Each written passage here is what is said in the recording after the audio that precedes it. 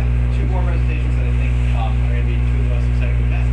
So first I want to introduce David Jacobs, who's a principal of Apperceptive. They are one of the bigger blog deployment companies in the world that do design, development, deployment.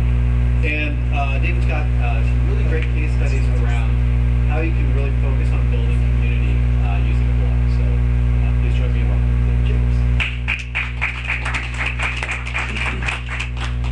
So today, can you guys hear me okay? Vern, you can hear me? Thanks. So what we've talked about today is we've talked about like platforms and like technical architecture and like employee workflow, the whole gamut, and it's all about like enabling community on blogs. We actually haven't, aside from Matt's just now presentation about Advance, looked at any really concrete examples of community. So we're going to do a survey of some of the movable type community projects that we've done over the last 6 months, and then also look at some projects that are not movable type driven, but we think are really like exemplars of great community and the kind of thing that, you know, should, in our opinion, should have been built in movable type, and in the future, you know, with Athena will be all built with movable type. So the first thing is actually defining community. We all say community, community, community, but I think it's the kind of thing like that everyone might have a different definition of. So I started at Google and I said, I Googled weblog community, which you think is actually sort of a recent, within the last 5 years idea, and there's 46 million results for weblog community. My instinct is that not everyone agrees.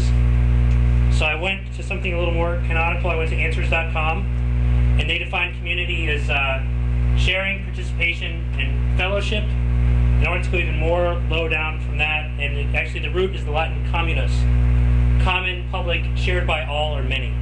And I think that really, like, when we say community, I mean, I like the word community, obviously, but really what we're talking about is sharing. We're talking about photo sharing, idea sharing, link sharing, event sharing, document sharing in the workflow, movie sharing with something like YouTube or wherever. So this is really like, we say community, but really what we want to do is like, you have someone you respect, you have someone you like, and you basically want to exchange ideas with them. And this is like, it's sort of like the essence of human happiness, is like having a peer and sharing and then learning. So this is why, we're all here. This is why it's a big deal.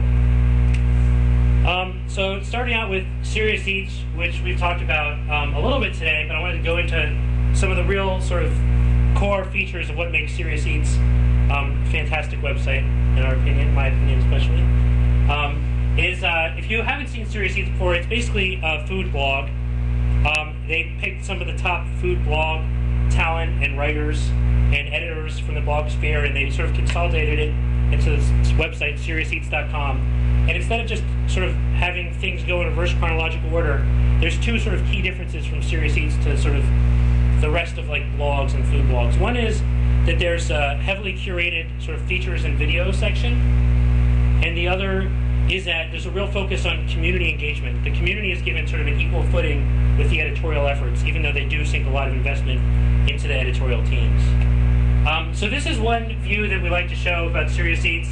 It's not on the front page, it's not even really linked from the front page, but it's the profile page. And if anywhere on SeriousEats.com you click on a name, you go to a profile. And this is Elena Brown's profile. She's one of the editors of Serious Eats.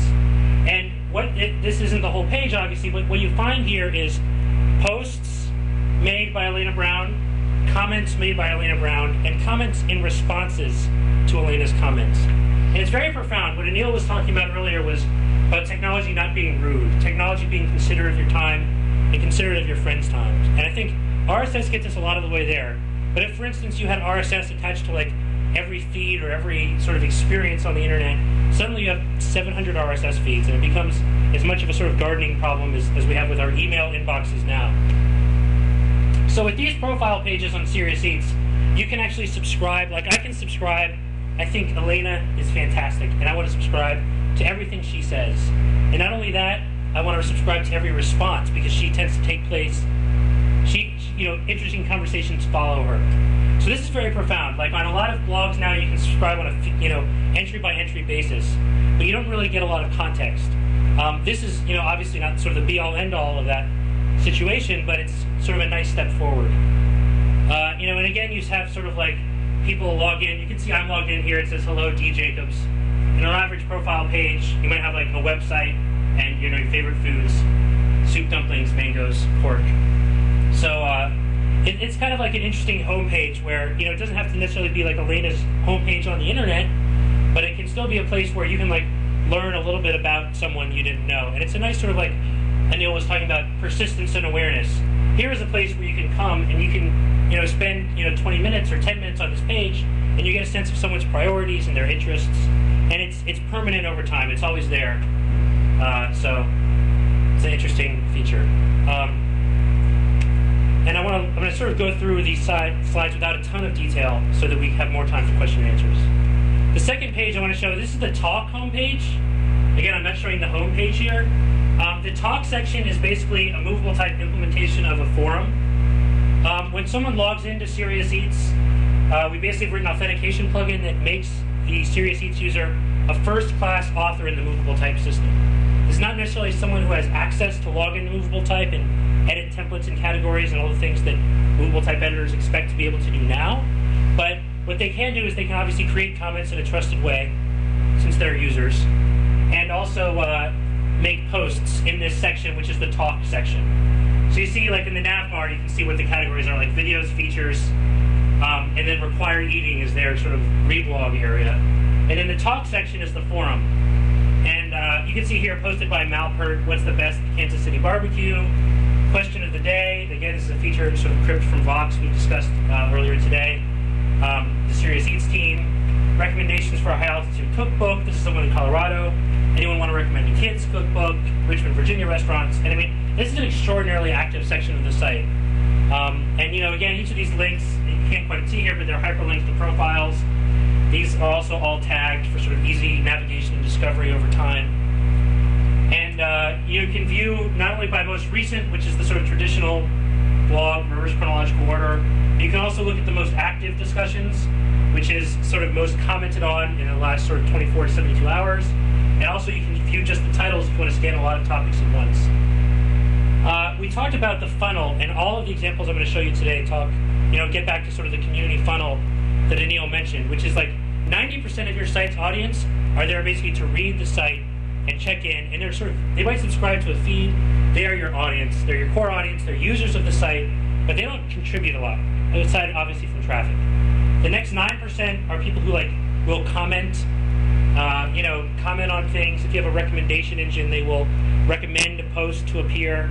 They might, send an email to a friend. These are the people who use the New York Times widget in the sidebar and are always sending you articles, right? And they probably have a Delicious list or a Flickr account, something like that. And then the 1% are your editors, and these are people who are sort of the curators. So this question of the day, sort of start talking. These are both mechanisms, again, that were sort of taken from looking and learning from the Vox experience, where we're trying to take those 90% and convert as many as we can into the 9% that are more active. So once you're logged in, anyone who has a question, need a question answered, start here. And it tells you there's a nice sort of JavaScript UI. So can I just say best wine bar on the Upper West Side, or best dim sum in Chinatown, anything, and then you're basically 2 clicks away from having this posted on this page, and it's then exposed to the community.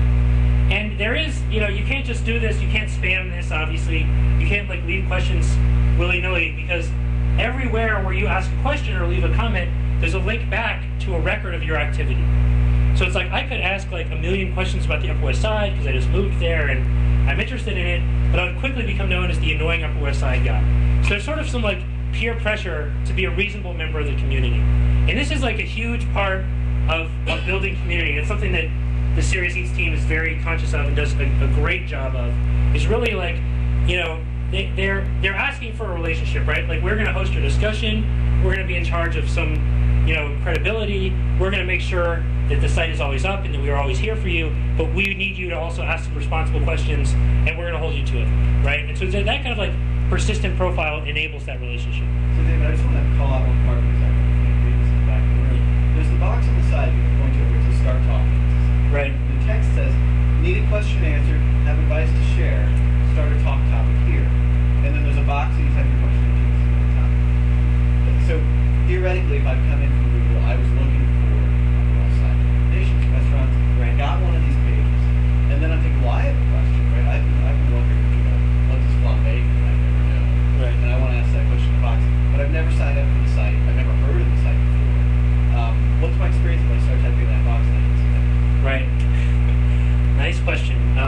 once you hit submit a topic, if you're not logged I've in, seen the site. I know how. you will be invited to become a member. So you can't post your topic without being a member, but no one is sort of turned away because it's not necessarily obvious from this design or from any design how these different assets interact. This is like obviously one of the great sort of design problems of the web and the internet. But everyone is always invited to join the conversation and join the community. And maybe you're someone who you're into food and you've been Googling, and sometimes you end up on food.com, and sometimes you end up on Epicurious, and sometimes you end up here. And then, so you Google like flambe, and it's what you wanted, but it's not quite what you wanted. So then you become that 90%. You're like someone who returns to the site. You feel like you have a relationship to the site. You don't have an account yet. This is always there, and it's inviting you. And as soon as you press submit a topic, the site sort of like helps you find your way to being a full user. And this is like, this is the kind of thing the Serious Eats team did a great job designing this, obviously, because they've been involved in community sites in the past. But it's the kind of thing that is like not obvious when you roll out a blogging platform, and really comes over time. You can't just on day one anticipate the needs of all your users. And I think they're always looking at ways to improve this. So, does that answer your question? Okay, so I'm going to switch gears a little bit from Serious Eats and show some more examples. This is a website on the WashingtonPost.com. Washington Post and Newsweek have a shared web presence. Newsweek.WashingtonPost.com, predictably, and they actually have editors who edit different debates. This is On Faith, which is like a sort of weblog community around religion, and they have another one called Post Global, which is about globalization, and they're rolling out some other topics here. But what's interesting is that the Washington Post has here John Meacham and Sally Quinn. We're sort of like top shelf journalist personalities, high-priced talent, in the sort of newspaper world. Like, they're people the average person might know. Sally Quinn, she writes for the Washington Post. She writes for Newsweek. So these have, their role is sort of changing from being editors to also being moderators and curators. And the way these blogs work is that John Meacham and Sally Quinn actually ask questions of a community of 100 bloggers, which includes not only Washington Post and Newsweek editors, but also celebrities, religious figures. So like you might find your way on Faith, and there's actually a question from the Dalai Lama that's being asked to the sort of academic and journalistic community. So this is actually a view here of, so the next step from the blogging for them was the chat. They said, people IM are links around all the time. We know from the logs because we can see the refers. So we want an experience that's like IM. So this is actually a chat application that lives inside movable type. And you can't see it looks actually like an iChat client. You can't see the speech bubbles here. But the idea is that they wanted to take the IM experience and put it in movable type. And they knew that because their authors already had credentials in movable type and their template assets were already in movable type, there was a way for them to implement this. And so, obviously these chats, they happen in a fixed time frame, and they're archived forever because getting back to Anil's point about persistence, everything in movable type is archived and has a permalink. But this was actually a debate between a Baptist minister who is very conservative and is a lobbyist for the sort of religious right, and an Episcopal minister who lives in the South and is a sort of very liberal interpretation of religious culture. And it actually got into a very heated debate. And because they also both have blogs, David Waters and Richard Land and Randall Ballmer continued the conversation elsewhere on their blogs. And so, in terms of me as a Washington Post reader, I grew up in the Washington area, and I love the Washington Post, as I love all of our sites. I could view this chat. I was there for the chat. It was like a Sunday morning political show with George Stephanopoulos, and it ended, and I wanted more. But in this case, the Washington Post actually can give me more because Richard, Land posted a mean note on his blog, and then Randall Ballmer posted a mean note on his blog in response. And because it's movable type, everything has comments attached to it. So not only were these two sort of like religious intellectual heavyweights duking it out on a very large stage, but anyone who's a Washington Post reader can also participate through the comments. And then these editors also, with the plugin, can feature comments and promote comments to posts.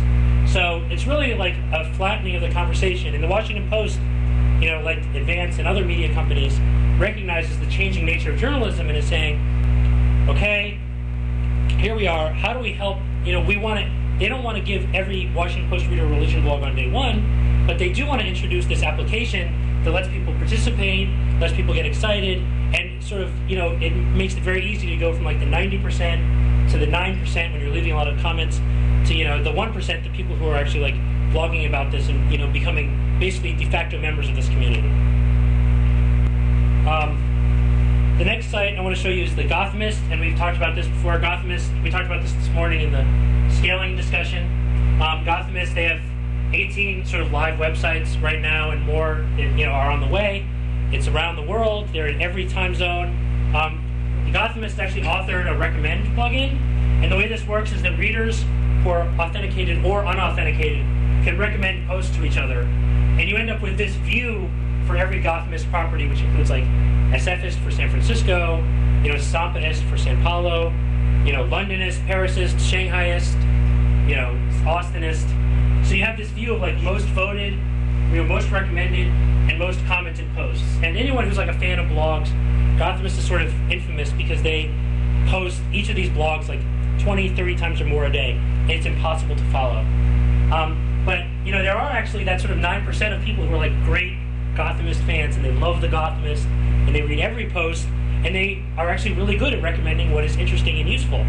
So you can actually subscribe to feeds now on the Gothamist, and so like I do love the Gothamist, but I can't read all their posts, but I can read every week the most recommended posts, and it comes through rolling. So as soon as something hits, gets to a certain level of comments, has an interesting discussion around it, or gets to be a highly recommended post, it comes into my RSS feed, and because it's an RSS feed, it's updated in real time. So even though I don't read the Gothamist every day, when something is happening there, I know if something's happening there if there's a server issue, but I know if something is happening there on a content side because I get alerted.